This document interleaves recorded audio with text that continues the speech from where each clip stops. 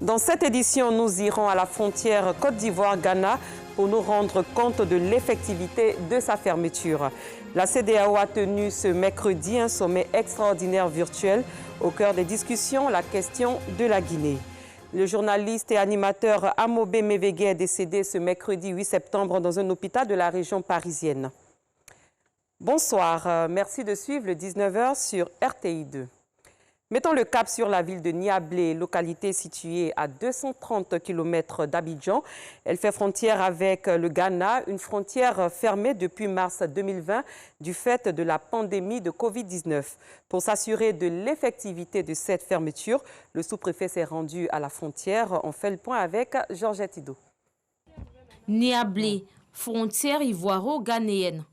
À plus de 230 km d'Abidjan, à l'est de la Côte d'Ivoire.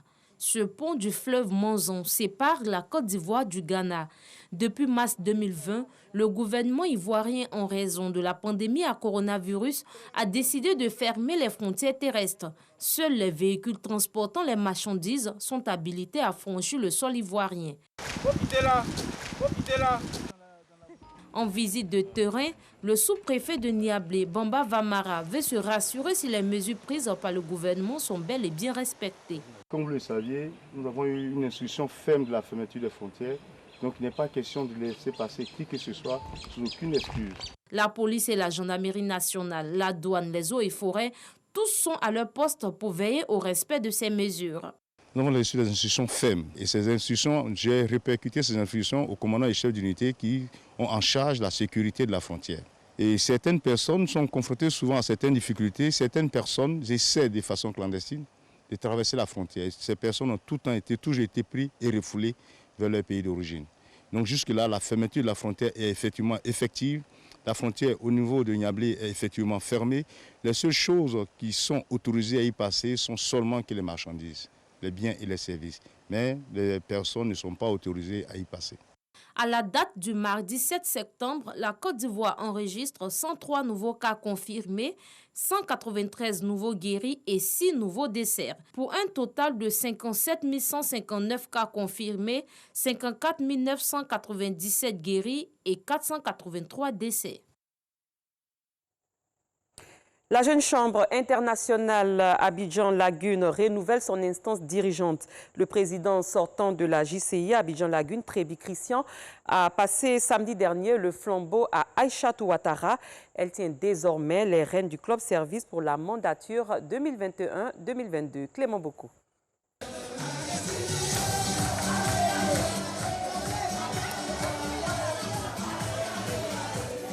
C'est sur cette note de gaieté que le président sortant de la jeune chambre Abidjan-Lagune, l'ami Trébi Christian, rend le tablier. Après un an de loyaux services, il est dépouillé de ses attributs de président au bénéfice de l'ami Ouattara Aïchatou Mariam, comme l'exigent les textes de la JCI.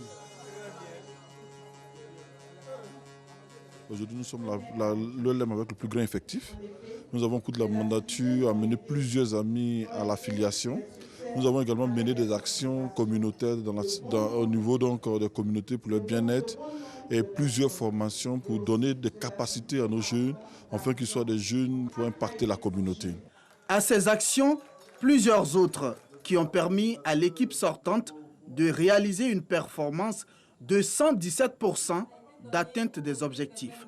La présidente nouvellement investie entend poursuivre sur cette même lancée. Nos membres ont besoin d'être formés, ont besoin d'être encadrés. Donc nous allons les emmener à cet encadrement-là, arriver à apprendre, leur apporter des opportunités de développement pour qu'ils puissent impacter leurs différentes communautés. Et nous allons également avoir des projets communautaires pour aider notre commune, nos populations qui sont à la recherche de soulagement. Pendant la mandature 2022, la JCI Abidjan-Lagune entend impacter la commune de Cocody. Parlons santé. Le concours d'entrée à l'Institut national de formation des agents de santé INFAS a débuté ce mercredi. Plus de 75 000 candidats composent pour plus de 4 000 places. À l'issue de ce concours, des spécialistes, membres du personnel soignant, des sages-femmes et des infirmiers vont être formés. Le ministre de la Santé, de l'Hygiène publique et de la couverture maladie universelle a encouragé les candidats au travail. Nous y reviendrons plus amplement dans nos prochaines éditions. C'est parti depuis hier pour la 13e édition du FEMUA, Festival des musiques urbaines d'Anoumambo. Une innovation cette année, la prise en compte de l'entrepreneuriat et la promotion de la jeunesse. Thème de l'édition 2021, Alliance Afrique-Europe, paix et développement. Bintou Pekele. 8 personnalités politiques, culturelles, du monde des affaires et de la musique sur un même plateau autour d'un panel de haut niveau. C'est l'innovation de la 13e édition du FEMIA, Festival des musiques urbaines d'Anoumambo. Ce panel qui a pour thème artistes africains et européens vers une communauté de créativité au service de la paix et du développement est un pari réussi pour Assalfo, commissaire général du festival. C'est normal que dans les innovations du FEMIA, nous tenons compte du renforcement des liens entre la société civile et nos gouvernants aussi. C'est d'ailleurs pour ça que nous avons invité des ministres pour un partage d'expériences, mais surtout pour des échanges de construction qui peuvent amener les jeunes à se prendre en main. Pour les panélistes, la culture et la communication peuvent contribuer au renforcement de l'Alliance Afrique-Europe. On peut prendre ce qu'il faut ou ce qu'on a à apprendre en Europe et revenir le redonner. C'est dans ce sens-là que ça doit venir maintenant. Et l'Europe aussi a compris quelque chose de très important, c'est que miser sur des figures comme Assalfo, c'est essentiel pour que les Africains comprennent la richesse de l'Afrique, parce qu'il n'y a personne d'autre qu'un Africain pour parler mieux à un Africain.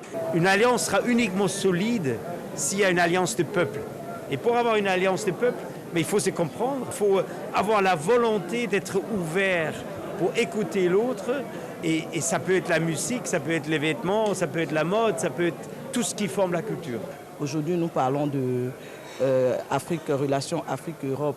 Et donc, nous sommes en plein. Et comme l'ambassadeur l'a dit tout à l'heure, si l'Europe est parvenue à un tel développement, c'est sûrement parce que l'Europe a compris très tôt qu'il fallait se baser sur la culture qui est véritablement un vecteur de paix, un vecteur de communication. Les participants à majorité jeunes ressortent de cette rencontre avec l'envie d'entreprendre. Ce que j'ai pu retenir, c'est que au-delà de l'école, après les études, il faut être d'abord un visionnaire. C'était une coalition entre la couleur café et le FEMIA.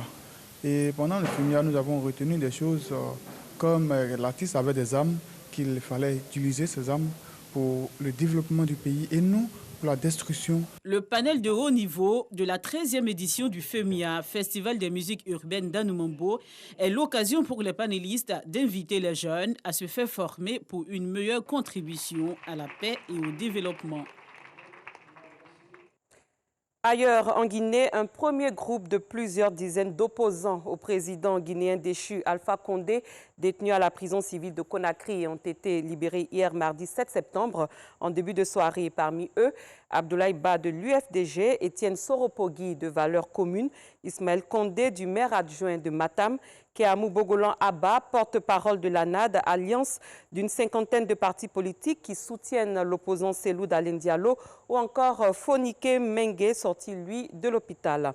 Et toujours concernant la Guinée, la CEDEAO, Communauté économique des États de l'Afrique de l'Ouest, s'est réunie lors d'un sommet virtuel extraordinaire ce mercredi, mis sur pied par Nana Akufo-Addo, président en exercice de l'organisation sous-régionale. La question du maintien de la Guinée au sein des institutions de la CEDEAO était au cœur des discussions. Plus tôt lundi dernier, le Conseil de paix et sécurité de l'Union africaine a tenu une réunion d'urgence, mais il n'a diffusé aucun communiqué à l'issue. La communauté internationale a vite réagi le dimanche 5 septembre en condamnant le coup d'État en Guinée. Loin de la Guinée, soutien et opposant au président du Brésil, Jair Bolsonaro a manifesté mardi 7 septembre, jour de l'indépendance, dans les rues de Brasilia et de Sao Paulo. Sur place, dans la capitale brésilienne, Jair Bolsonaro a prononcé un discours devant ses partisans s'en prenant à la Cour suprême. Il fait ainsi référence à l'un des juges de la Cour suprême, Alexandre de Moraes, qui a lancé une enquête contre lui pour dissémination de fausses informations et des perquisitions chez plusieurs de ses proches, soupçonnés de financer des groupes de manifestants favorables à un coup d'État. En réponse, les opposants au président d'extrême droite ont aussi annoncé manifester ce mardi, laissant craindre des tensions entre les différents cortèges.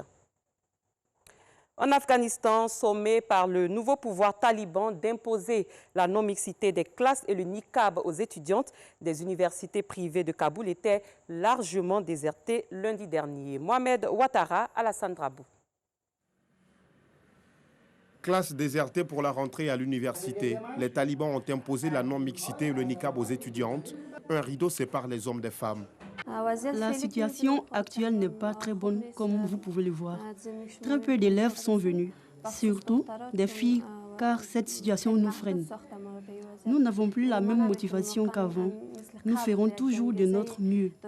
Beaucoup de filles ne sont pas venues parce qu'elles craignent leur avenir. Cette situation nuira davantage aux femmes. Elle aura un grand impact négatif sur leur motivation à étudier et elles auront le sentiment que demain, elles seront traitées sur le marché du travail de la même manière qu'aujourd'hui en classe, où elles sont séparées, que demain sur le marché du travail, elles seront également séparées. Lorsque le marché du travail les séparera, elles auront assurément moins d'opportunités pour des postes plus élevés et meilleurs. Elles seront obligées d'occuper des postes inférieurs. Dans le nord du pays, des femmes ont manifesté pour leurs droits. Nous demandons la création d'emplois sûrs pour les femmes et les hommes, y compris les horaires fixes. Troisièmement, le droit de participer à la politique pour les femmes, le droit d'élection et de sélection des femmes à des postes de direction. Quatrièmement, le droit à la propriété privée. Cinquièmement, le droit de travailler pour les femmes dans le secteur judiciaire et juridique. Sixièmement, le droit à la liberté d'expression et les idées et les commentaires des femmes doivent être protégées. Septièmement, le nouveau gouvernement à venir doit publier une description claire des droits des femmes dans la charte de l'Émirat islamique. À présent, cette triste nouvelle, le journaliste et animateur Amobe Mevege est décédé ce mercredi 8 septembre dans un hôpital de la région parisienne où il avait été admis. En août, il avait séjourné au Cameroun pour y assister aux obsèques de sa mère, Alassane Drabou. Salut à tous, merci de rejoindre ce tout nouveau numéro de l'émission L'Affiche 100% Les téléspectateurs de France 24 n'entendront plus sa voix si singulière, ni la simplicité que renferme sa diction et son style. Amobe Mevege a tiré sa révérence ce matin du mercredi 8 septembre 2021, à l'âge de 53 ans, d'une maladie soudaine. Fin connaisseur de la musique africaine, le journaliste et producteur camerounais Amobe Mevege était devenu un véritable manager des artistes africains dans l'Hexagone. Sa carrière commence à RFI, où il présente l'émission Plein Sud, avant de poser ses valises à TV5 Monde, MCM Africa et France O. Fondateur de la chaîne panafricaine Ubiz News TV OM5, Amobe Mevege travaille depuis 2010 à France 24, où il présente l'émission culturelle à succès, À l'Affiche. La promotion de la culture africaine le rapproche très tôt des plus grands créateurs du continent, qui n'hésitent pas à lui confectionner des tenues made in Africa, des tenues qu'il arbore fièrement durant ses émissions. Amobe Mevege, c'est aussi ce rapprochement culturel entre les deux continents qui fascinait plus d'un. Une alliance des musiques africaines et européennes dans ses émissions qui ont achevé de lui construire l'image d'un grand homme de culture, adoré par les téléspectateurs. France Média Monde perd un agent, l'Afrique perd l'un de ses vaillants fils. C'est la fin de cette émission, merci à tous de l'avoir suivi, n'oubliez pas. Cette édition est terminée, merci de l'avoir suivi. Excellente fin de soirée, à demain pour un autre journal.